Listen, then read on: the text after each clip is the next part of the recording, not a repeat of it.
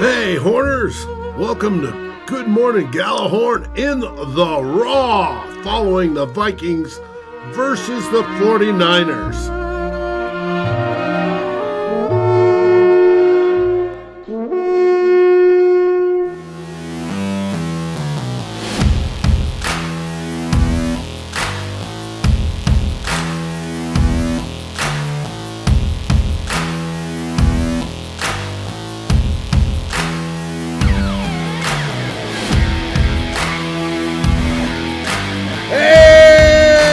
Everybody, it's Dave, Drew, and Ted for this post-game Good Morning Gallahorn in the Raw, and welcome to the off-season.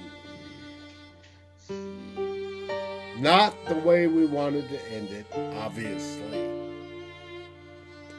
Drew, how you doing? I got a pretty good idea. Great, yeah. The smile I had 3 hours ago slid right down the crack of my ass after watching that. Really? Like sweat down the back of mine. I was thinking leading up to this game, we're on the back end, we're probably not going to win this thing, but I was thinking it'd be nice to have a nice classic game that took us down to the wire and not that offensive shit show I had to sit through. Hey, we have our first comment from Nick Diaz. Exactly what I thought. Zimmer is an idiot, can't adjust and bring back Cheryl's and Zendaya. I love 21st century media, man. Everybody's an idiot if they lose and a genius if they win. That didn't take long. No, it didn't. Ted, how are you doing? Gentlemen, normally at this point in the show, I say if I was any better, I'd be against the law. I'm not doing so good right now. It was just a really, I put this on Twitter. And you guys have been fans, I think, even longer than I have. I've been doing this. I remember 1975. I remember most of 1974 and Super Bowl 8 and Super Bowl 9, 73 season. And I just, every year it gets harder and harder to bounce back and do this. It just does, man. I mean, the only difference every year is our level of disappointment. Seriously. I mean, sometimes they go to the playoff. Sometimes they go one and done. Sometimes they make it to the NFC Championship. Back when we were kids, they went to the Super Bowl fairly regularly. They lost. So, I mean, I don't know. I just – this is just – what a terrible way to end your season and send off your fans with that game. Trying to digest that game and swallow it and put it into coherent thought and whatever, man. Whatever. Oh, just I talk. Have quite the Somebody coherent talk, thought, I don't. even though I'm quite well in. And today I am drinking a local brew, a double IPA called Magdalena. Beautiful IPA brewed here in Denver. I'm glad you showed everybody because I'm sure people care. I'm sure they do because it's a good beer. It's more on the bitter side of IPA versus the fruity side. And if you like that like I do, it's absolutely wonderful. But I've been viewing the Vikings. I went to my first game in 1969. And it has been 50 years since, and we still haven't pulled it off. So, this was just as disappointing in many aspects. And I said in the beginning, welcome to the off season. That's because we lost, and we lost miserably. Thanks, Booger. Yeah. I thought you'd like that. When you lose, it's in the playoffs, you end up going to the off season. And you're not playing any more football. All right. From viewers, we have Nick Diaz again going typical Vikings performance. Yeah, it sort of was.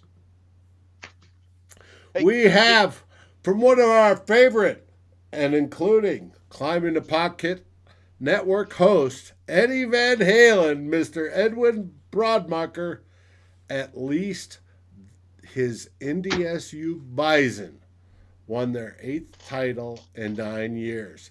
Yes, we applaud you, Eddie, and the Bison for winning their national title.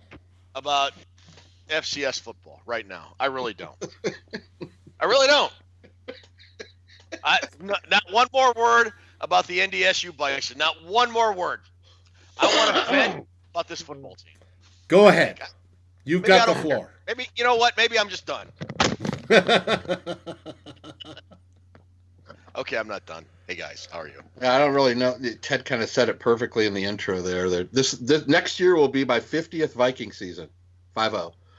Today was my 21st divisional playoff game that I've sat through that they've had. Probably many more if you added up all the total games. But the ending of these seasons are always it's always a difficult day. And you want to ask me, how else? How it's hard to talk after games like this because everybody's emotional one way or the other. I mean, it's just. What do you mean one way or the other? The other is, yay, we did well this season. We got this far. Bullshit. That isn't the case. There's 11-7 was the final. Was that the final tally of the record this season? Yes. I don't see. I mean, we were talking last week about if they spent too much emotionally in that Saints game and didn't have much left in the tank. But you take away that Saints game and everything is right back to normal with this game. I mean, I don't see. My biggest question to this whole game is, we could break it down and talk about the lack of this and the lack of that, but when you have offensive play, I know the Niners are good. They have a good defense, formidable defense. I know that. They do. I'm aware of that. They have a lot of good players on their defense, but I've watched them over the course of the last month, and they weren't as good as they were today. I don't know how you can have such an inept offense with players like Thielen and Diggs. We go through the list I don't know what I saw today. And Dalvin Cook. Don't forget Dalvin Cook. And Kirk Cousins. Don't forget Kirk Cousins. The play calling was terrible. The execution was terrible. Speaking of play calling, do you think Kevin Stefanski gets the Cleveland job? No, I don't give a fuck what he does. Yeah, honestly, right now I don't care. He's not. I mean, look at his play calling in that Monday night game and look at tonight. I mean, come on. What do you want? They didn't go to the 2-minute drill until about 3 minutes left in the game when they were 3 scores down. Shoddy all day. Vikings had one good drive. Don't tell me they had 10 points, made it 2 good drives, because that other fucking one came after Kendricks caught the interception. They didn't drive. They just kicked it. Heck of a play by Kendricks. Yeah, but that wasn't a drive. That wasn't a drive that earned a field goal. No, it wasn't. They had one good drive today. One fucking good one. Yeah, they went 7 3-and-outs. 7. You got to be kidding me. 2 or 3 and we're usually bitching, but 7. Come on. The thing that frustrates me, other than what we've talked about, the history of the franchise and having to deal with this in some level of disappointment year after year, is that this is probably the last year that this iteration of the Vikings as we know it is going to be together. I mean, without a doubt. I saw something like they're $4 or $5 million over the cap right now.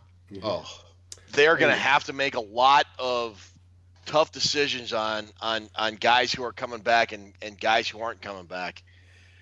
Yeah, Cook's going to be back, and Cousins and Thielen and Diggs and a good chunk of the offensive. Well, is Riley Reif going to be back? Is Pat Elflein going to be back? I mean, Elflein will be back. He's still on his rookie contract. Is Everson Griffin going to be back? How about the defense will obviously get younger. There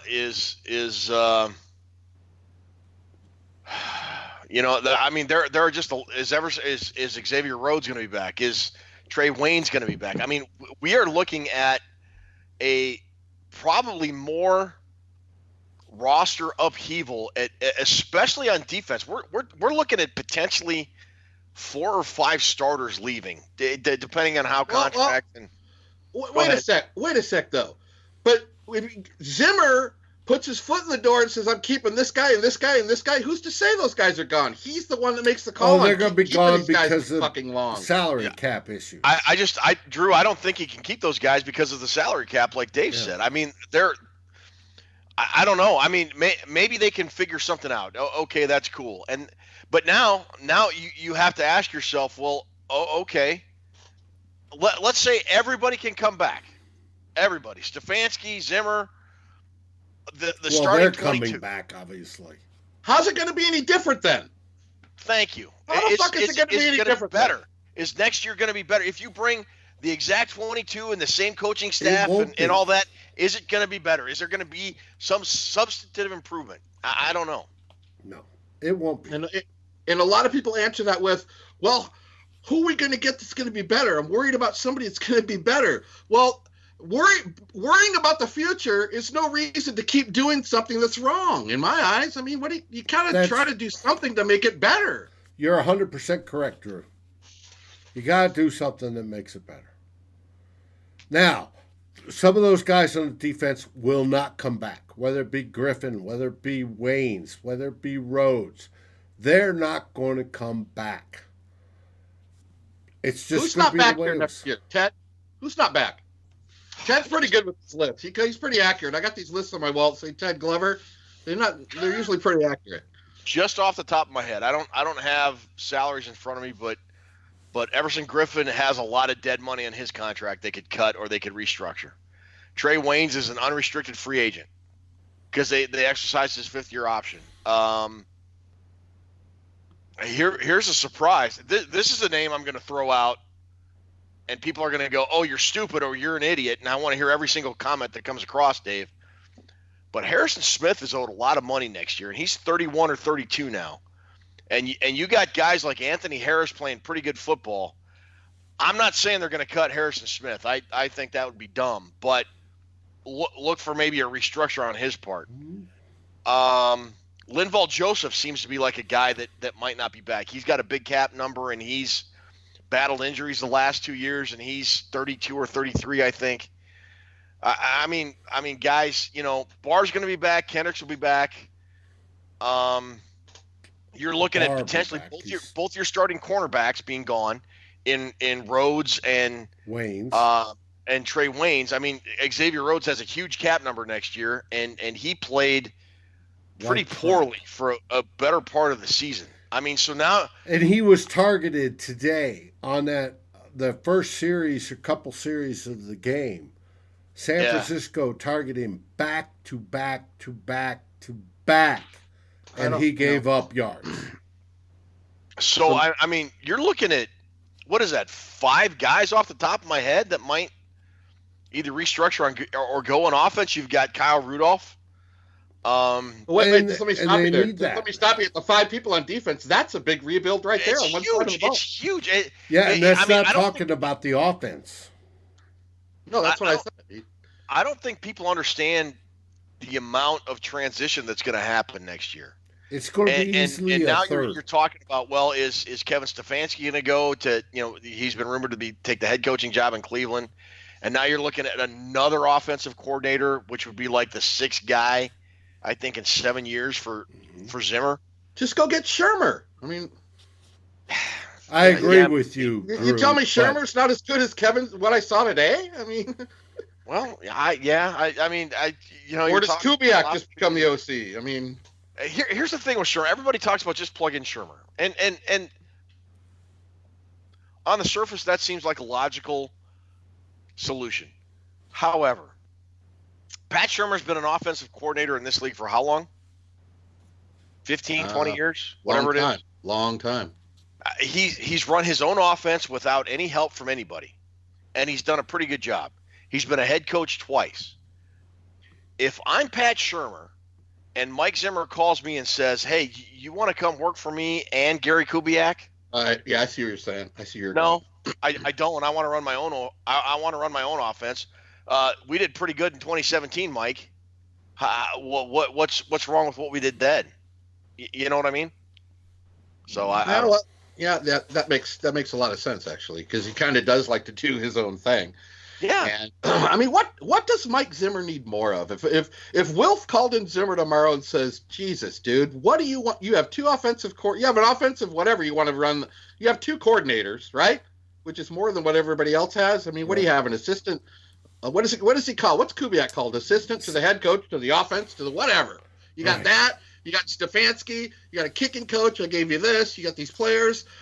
What more does he need to get over the hump? You know, especially if you got to rebuild the defense. He's gotten every single player on defense he's wanted. You know what I would say this team needs? What's that? More aggression from the coaching staff. There were. I mean, it's a great point. It's a great point. There were times, you know, the Vikings went into halftime down 14-10. They played about as poorly as they could have on offense, and they were within one score of leading that football game.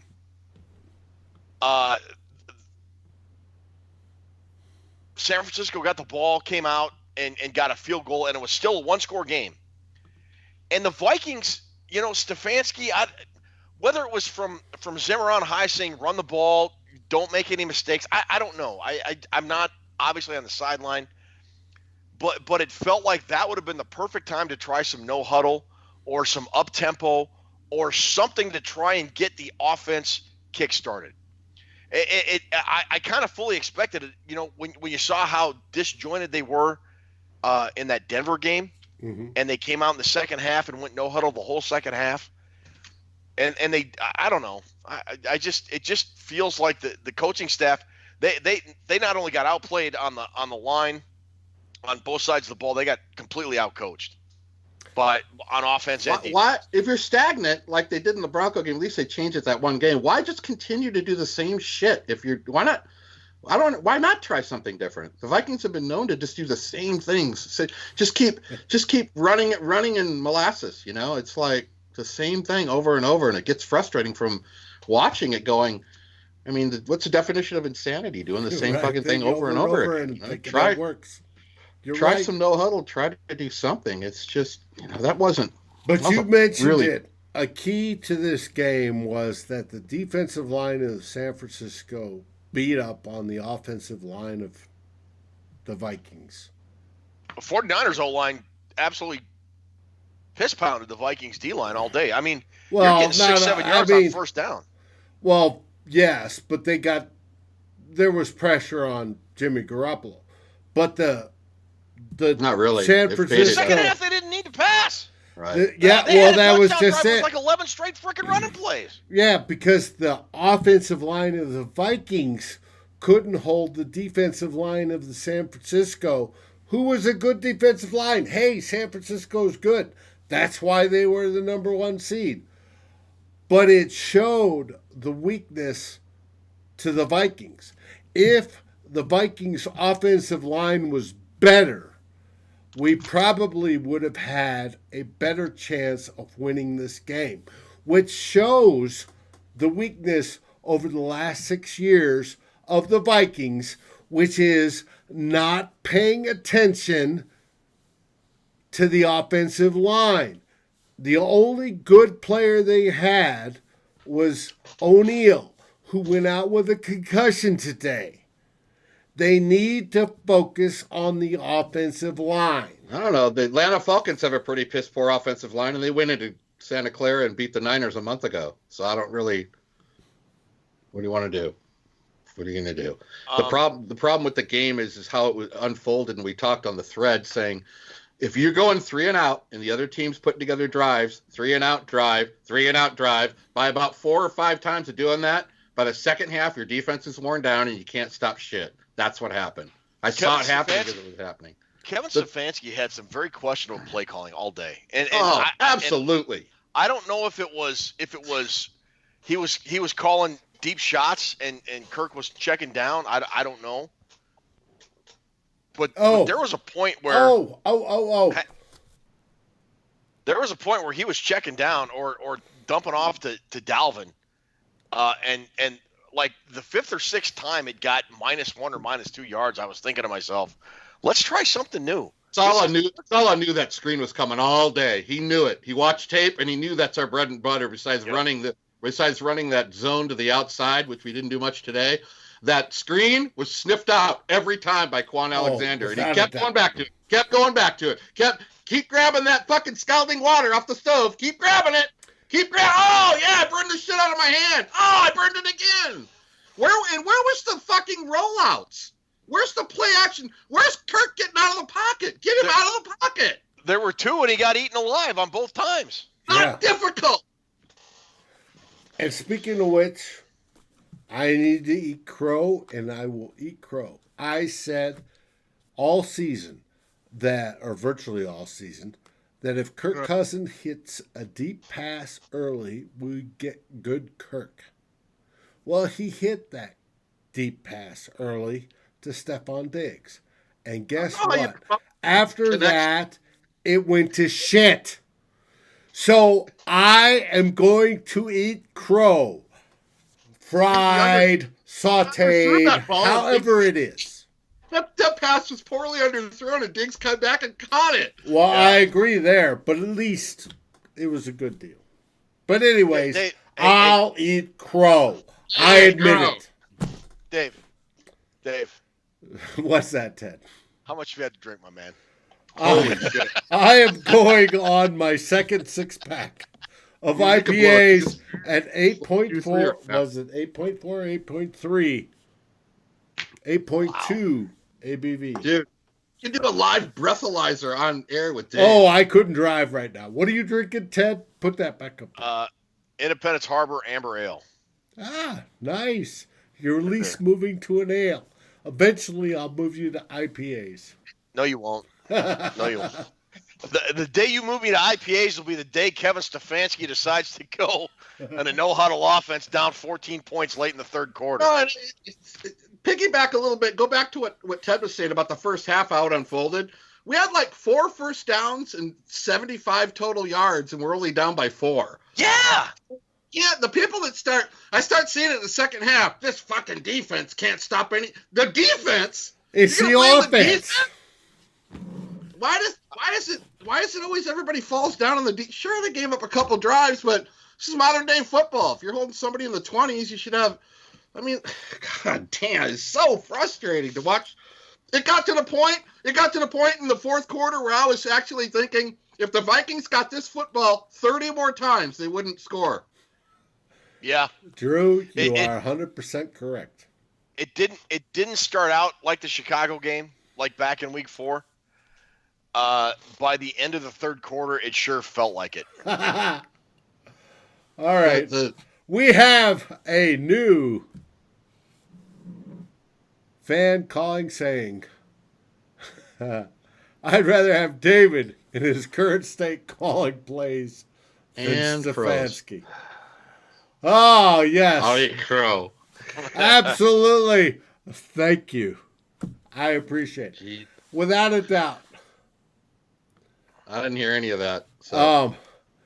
We have another one. Not Kevin, but Kirk Cousins never takes his eye off the primary receiver. This is from Billy the Kid. That's not true. No, I don't agree that's true either. Now, I'm going to disagree checking down, obviously, but the San Francisco defense did have a lot of our receivers covered. We watched that the whole game. Yeah. San Francisco had a great D plan today. They did. They really did. I got to hand it to them. And I hope they whoop the shit out of whoever wins the game tomorrow. That's what happens when you spend time game planning on the other team. You actually have a plan. I thought, even it was 14-10 at halftime, and then the 49ers got the ball and went up. It took the opening drive and kicked the field goal. And I thought, all right, as poorly as everything has gone, if the Vikings can put a drive together here and score a touchdown, it kind of changes the whole dynamic of the game. And Cousins threw that interception, and whether Thielen stopped on the route or Cousins threw a bad throw, I don't care. Right. It was an interception. And I kind of knew in my heart the game was over after that interception. The 49ers ran 7 or 8 straight times. they utterly imposed their will on the Vikings defense. And you can say, Drew, I agree with you. The Vikings offense didn't do the defense any favors. They didn't. 3 and out, how many 3 and outs do they have? 8 today? But that drive coming off of that interception, when you run 8 straight times, and score a touchdown, that was the backbreaker. It was, and I'm like, well, San Francisco's a better team, and the Vikings, barring some really fluky, miraculous plays, are not going to win this game. I mean, I keep pointing back to doing the same shitting thing over and over. What do they talk about when they have 8 3 and outs? When they keep running off the field, doesn't anybody on that sideline have a brain to think of the possibility, let's try something different? I mean, why not? They were in second and long all day. All day. How many? No. They were in fucking second and long all day. There was quite a few. That's poor shit. Quite a few points where they were third and short. What does that when? But when? They still didn't. What does that have to do with first They didn't. second They long? still didn't produce drives out of it. That's the issue. Buddy, Dalvin Cook had 9 carries for 18 yards. Oh, no, I'm not saying he did great, but there was quite a few points where they were third and 3, third and 2. Dalvin Cook had 6 receptions for 8 yards. Now, we've got quite a few responses. Climb in the pocket. Thanks, Nick. That's because he's hammered. Talking about me. We have, let's see, Nick Diaz. Dave is slurring his work. LOL. Absolutely. Yes. We have, this is the best name so far, the Duckbacker. On a side note, this day is the 50th anniversary of our Super Bowl loss to the Chiefs, Super Bowl IV. It was the 20th year, an old seaman in the U.S. Navy. Well, yes, it was, Mr. Duckbacker. It's the 20th, or it's the anniversary of that loss. And again, we lost, which is the Vikings' tradition. I don't care, Dave. I don't care. I don't care. Honest to God. I mean, there were times when the Vikings were in a position to win this game. In the first half, Jimmy Garoppolo was teetering. They had brought pressure. They had him looking uneasy. He was making some bad throws, and then Kendricks got that interception right before halftime, and it felt like the Vikings had an opportunity to score and maybe take control of this game. And for whatever reason, call it coaching, call it the players on the field, call it scheming, call it whatever, they couldn't. And again, we talk about this, the Vikings being able to get to a certain level and not being able to get over that hump. And that today was a prime example of that, man. And when you're paying guys, Cousins, and it's not Cousins, but he's the guy with the big contract. But Cousins and Diggs and Thielen, those guys are making what, $60 million between them? And you got 129 yards passing. Jack, you got a problem. I mean, you do. 172 yards passing. 172 yards passing. You got an offensive line. You got an offensive line that's better at the lookout block against good teams than imposing their will. And the team you want to be, the 49ers, completely dominated you for the better part of 3 quarters today. Mm-hmm. Pushed around and embarrassed. Here talking about Super Bowl IV. I don't care about Super Bowl IV. Don't care. I mean, I care. I would like to have seen them win one, but whatever. Did you know? Tell me how you're going to get better next year. Don't tell me about how we sucked 50 years ago. Right, and that's the problem with the Vikings. We're old. This team has no correlation on what happened 50 years ago. Amen. They don't. Well, I agree. But the rest of the Climbing the Pocket network, right, are generally a generation before or after us, right? They're younger guys. They're millennials. They're Gen Zers, right? But they're coming into this going, hey, this is unacceptable. I don't know. This is, What are we doing? this is what we see. And we're the ones going, hey, we've been there since 1969. And this shit is the same. I don't know, man. I just for as good of a run as Mike Zimmer's had over the last 6 years, and it's been a pretty good run. And all he things will go considered. into the seventh. There's coaching staffs that have had a lot worse periods over a 6-year time. Mm-hmm. Without a doubt. This offseason is going to be critical, and I am having a hard time right now. And again, we got free agency in the draft, but I'm having a hard time finding out, getting to a place where come training camp this time next year, this team will be better than they are right now. And if they're not better, what are you doing? If you're not trying to get better, what are you doing? You're wasting my time. Well, if You are that's the case, absolutely Ziggy 100% Wilt wasting gives my time. Spillman and Zimmer just a 1-year extension. I mean, yeah, Zimmer's not going to get fired. Spielman's not going to get fired. They're Cousins isn't going to get cut. They're all tied to 2020. So what do we look right now? Right now, today, this very second, off an emotional loss in the playoffs, how are we viewing the 2020 Minnesota Vikings? Are they a lame duck season? Is it a lame duck team? Yeah. Are they a team in transition with we're going to fire everybody and get a new coaching staff and a new GM after they go 6-10, 7-9? What? Well, I mean, where do you guys see? Are they going to be better than 10-6 and in the playoffs this time next year? Because right now, I don't know. I don't know. That's a very You have to rebuild you have to rebuild the defense, and you can't do it with free agency. You don't have any money. No, you don't. And you So you're going to have to build up another stellar draft. I mean, you're going to have to hit it again in the draft, which I think this last draft was pretty good. But I look at what I saw out there today, and it's a continual problem of a team that doesn't play with any intensity, and that's my biggest problem.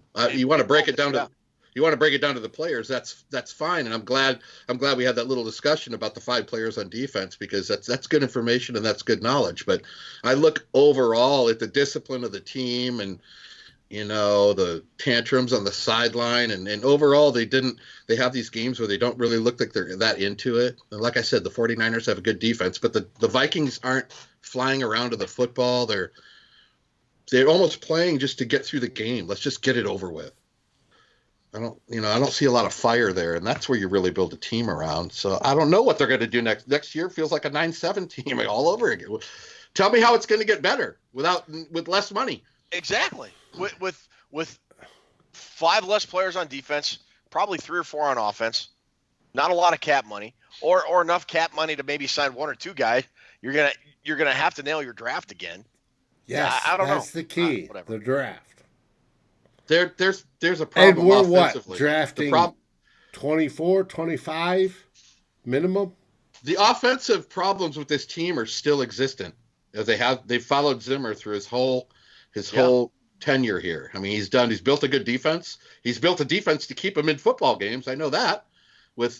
He's done very well on the defensive side of the ball. But this year, we got past the DiFilippo thing. We got Kubiak, Stefanski. All right, we got it figured out. In some games, yeah, sure, we did have it figured out. But then there's these absolute horrible displays of performance that I saw today, the Monday night game against that team from Wisconsin, and it makes me scratch my head thinking, wow, there's a team this talented.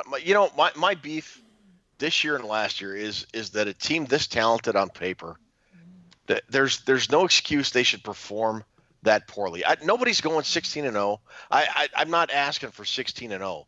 I'm asking for effort. And they're, in critical moments this year, and it's not Kirk Cousins' fault. It's not. But man, they just got dominated by the 49ers. And it's like They didn't care. And that's Right. generalization. I'm sure they did care. I mean, nobody likes to be dominant like that, but the problems this team has had for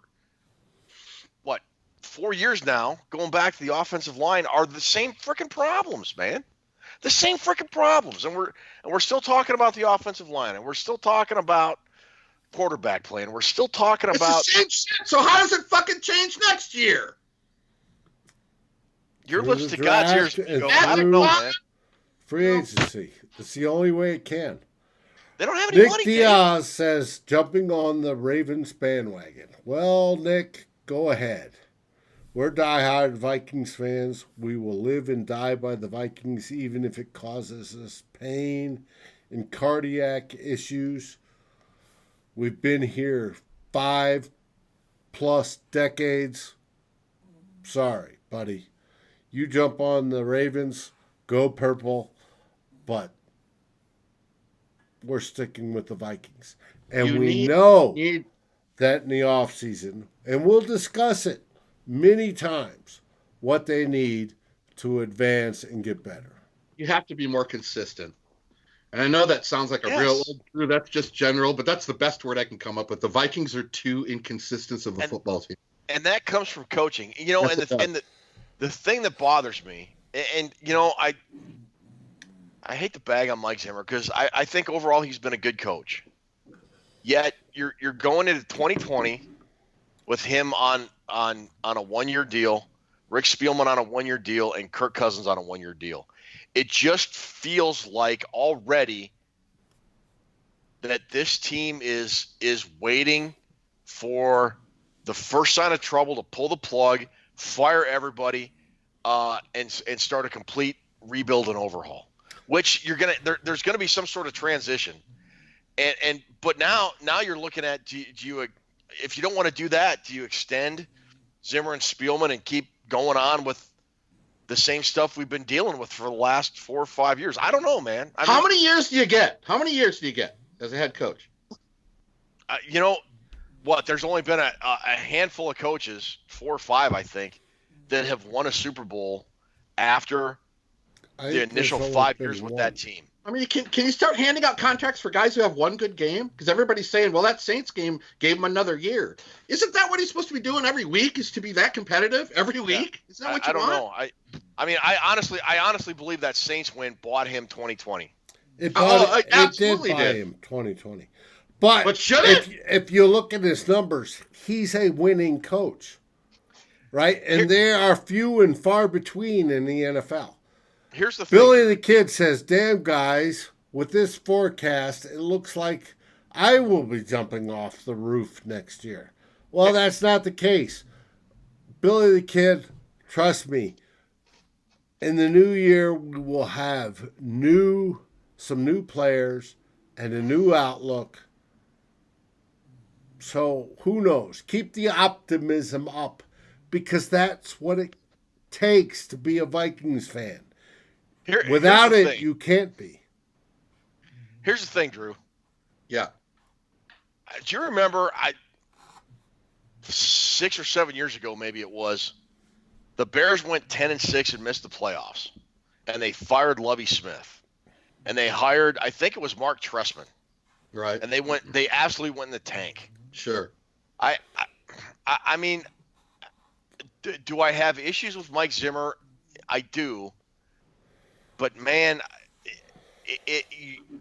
it's just hard justifying firing the guy. I mean, he went 10-6, won a playoff game.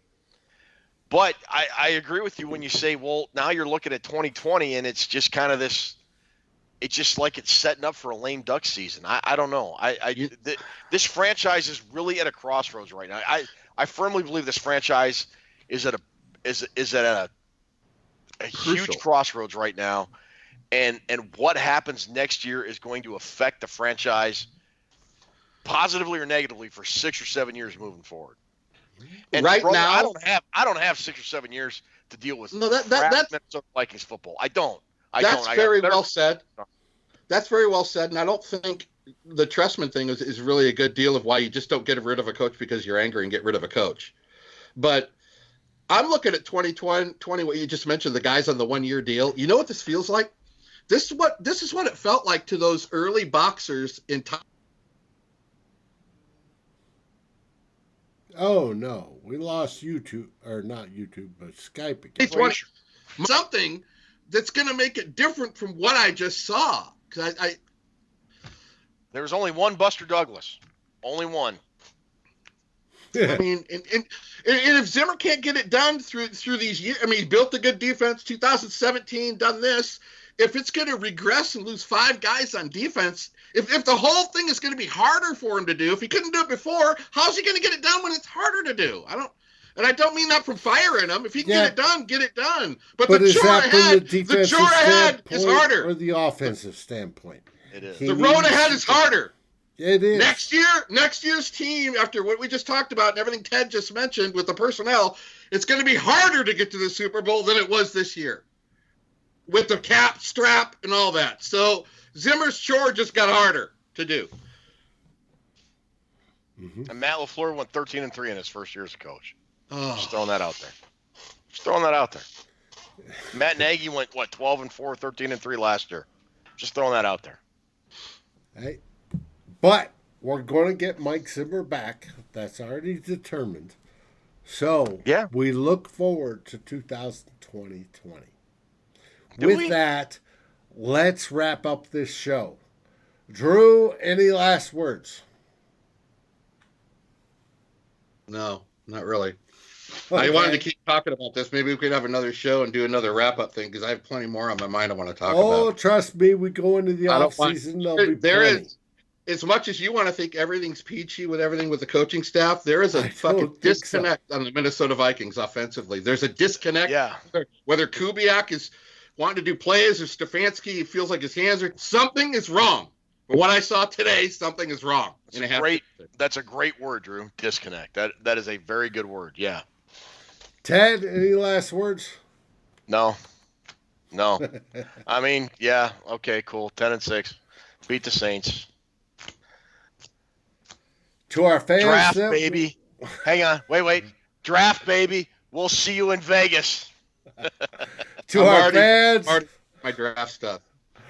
Welcome to the off-season. It started a little bit before we wanted it to, but we're here. And Good Morning Gallahorn will have content throughout it. Come join us in the future as we talk NFL draft, the postseason, everything else, free agency, as we go into 2020. Yeah, we're excited. Yeah. Fired up, man. Let's go. See you next week. Bye. Go Vikings!